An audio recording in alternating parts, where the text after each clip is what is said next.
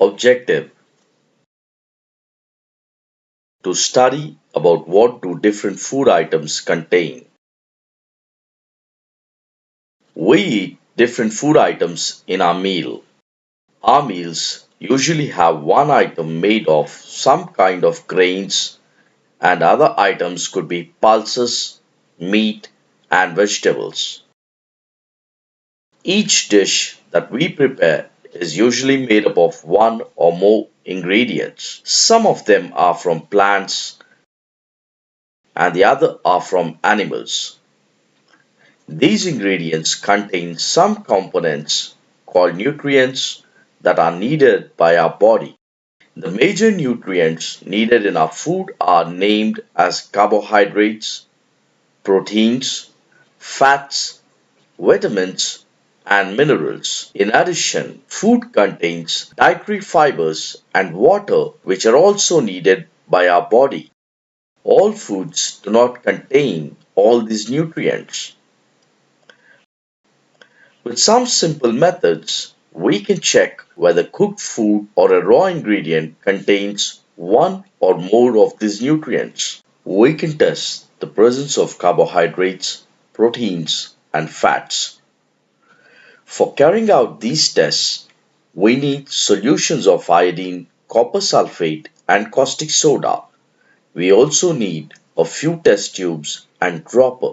We can try these tests on cooked food items as well as raw materials.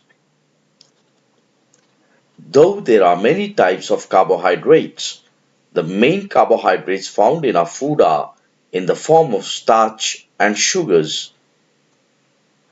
Test for starch. Take a small quantity of food item or a raw ingredient. Put 2 to 3 drops of dilute iodine solution on it. The color of the food turns blue-black.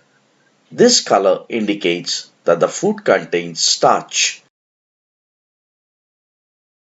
Test for protein. If the food to be tested is a solid, we need to make a paste of it or powder it. Put some of this in a clean test tube. Add 10 drops of water to it and shake the test tube. Now, using a dropper, add 2 drops of solution of copper sulfate and 10 drops of caustic soda solution to the test tube.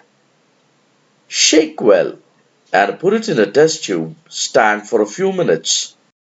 The contents in the test tube turn violet. A violet color indicates the presence of proteins in the food item. The same test can be conducted to identify the presence of protein in different food items.